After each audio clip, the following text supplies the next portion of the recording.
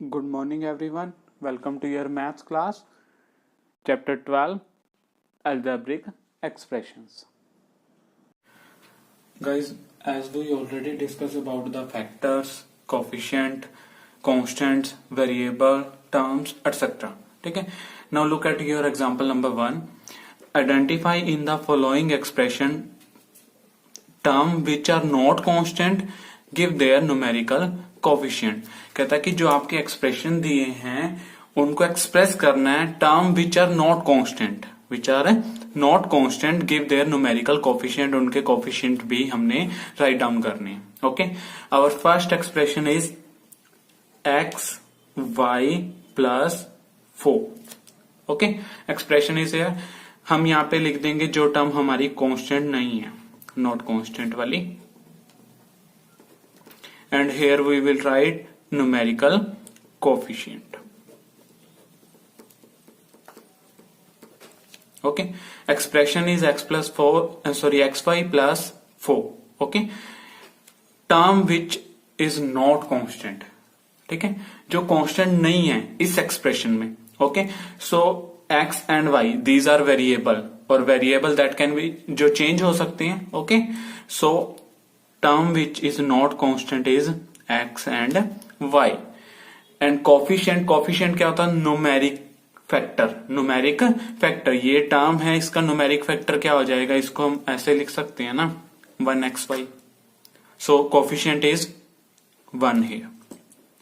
okay, now look at your second expression is 13 here, 13 minus y square. okay, term which is not constant here. जो term constant नहीं है, 13 is constant, change नहीं हो सकता, so 13 is constant. So term which is not constant is this one, minus y square. Okay, as we earlier discuss that कि term के साथ हम साइन जरूर लगाएंगे, माइनस या plus, whatever the sign is there, so हम sign use करेंगे. Okay, now इसका हमने क्या लिखना है? Numerical coefficient. सो इसको भी हम ऐसा लिख सकते हैं. सो न्यूमेरिक यहाँ पे क्या है? 1. गाइज ये ध्यान रखना, जिनके साथ कुछ भी नहीं होता वहां पे हमारा 1 जरूर होता है, because 1 into something is remain same. 1 into 5 5. सो 1 हम किसी के साथ भी मल्टीप्लाई में लगा सकते हैं, नॉट अ बिग डील, कोई बड़ी बात नहीं है. So 1 is this. And as you know कि हमारे को जो साइन होता है वो हमारे को एक्सप्रेस करना होता है साथ, तो हम यहाँ पे साइन भी एक्सप्रेस कर देते हैं. तो न्यूमेरिक कोफिशिएंट क्या हो गया इसका? -1. इसका न्यूमेरिक कोफिशिएंट हमारा +1. ओके, थर्ड एक्सप्रेशन देखो here, 13 minus Y plus 5y square. Our third expression is 13 minus Y plus 5y square. Okay, here two terms are there which are not constant, जो constant नहीं है. 2 term है, 13 is constant as we know कि 13 हमारा constant है. 2 term है जो constant नहीं है, इसके 2 पार्ट बन गए. 1 is minus y and second is 5y square. क्यों है? क्योंकि जो y है वो हमारा वेरिएबल है, और वेरिएबल की वैल्यू तो चेंज होती है. सो इनके न्यूमेरिक, ये हमारे हो गए जो टर्म कांस्टेंट नहीं है, इनके न्यूमेरिक कोफिशिएंट लिखने हैं. इसका तो आपको अच्छे से पता चल रहा है, इसको हम ऐसा लिख सकते हैं. सो इसका न्यूमेरिक कोफिशिएंट क्या हो गया? -1. ओके, इसका न्यूमेरिक कोफिशिएंट क्या हो जाएगा? चेक करो, वाई स्क्वायर तो हमारा वेरिएबल है, सो न्यूमेरिक वैल्यू यहाँ पे क्या है? 5. और कोई साइन नहीं है तो वो किसका होगा? प्लस का. प्लस का साइन आप शो करना चाहते हो या नहीं करना चाहते, it's your choice. You can use either plus और रिमेन इट एज सेम, कि इसको आप बिना साइन के यूज कर लो. Clear? Now our fourth expression is here. This one is 4p square q minus 3pq square plus 5. Here too आपके यहाँ पे भी क्या है? 2 टर्म है जो कांस्टेंट नहीं है, which are not constant. 2 terms are there. First one is this one, 4p square q, and second one is -3p/q square. Okay, numeric coefficient इनके क्या हो जाएंगे?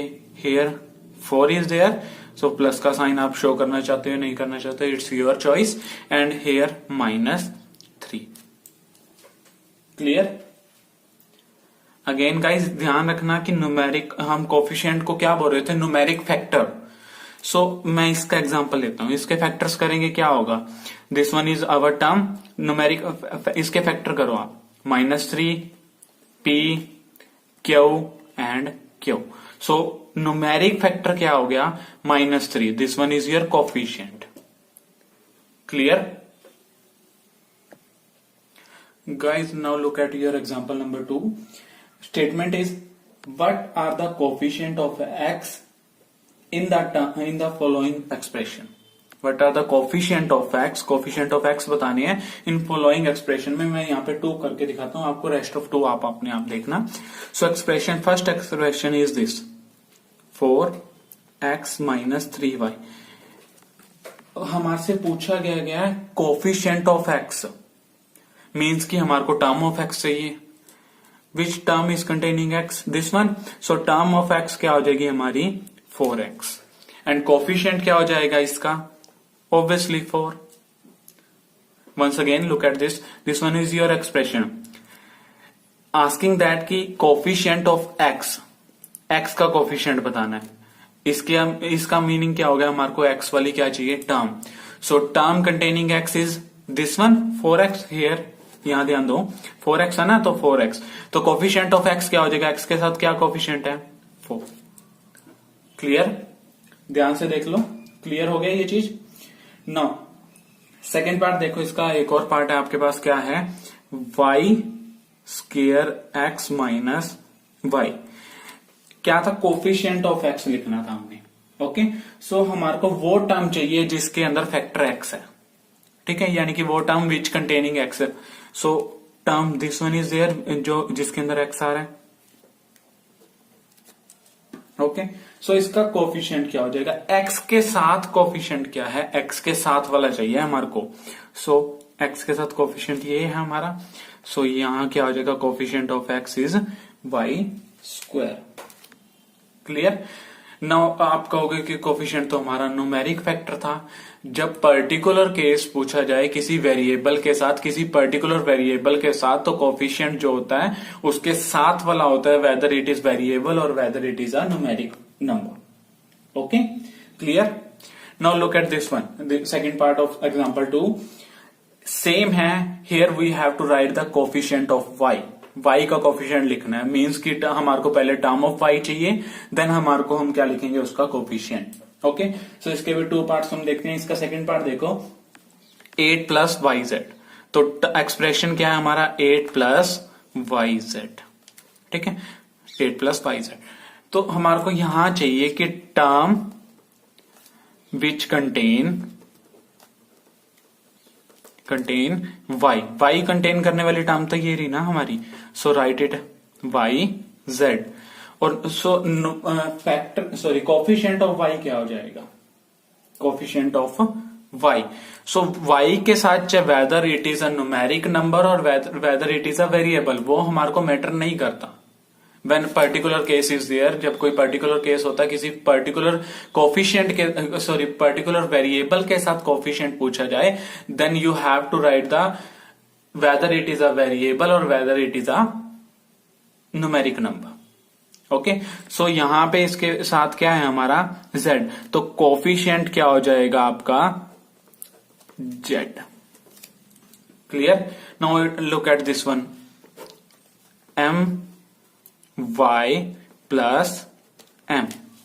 So term which contain y, this one is there, so my। So coefficient of y is obviously बात m हो जाएगा आपका।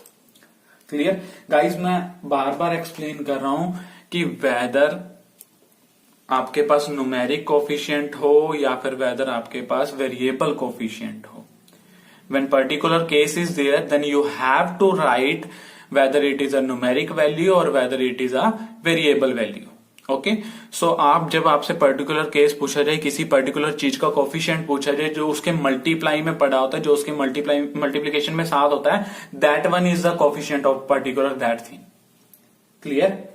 So guys आपका homework है कि सम नंबर 3 एंड 4 करना आपने एक्सरसाइज 12.1 क्लियर।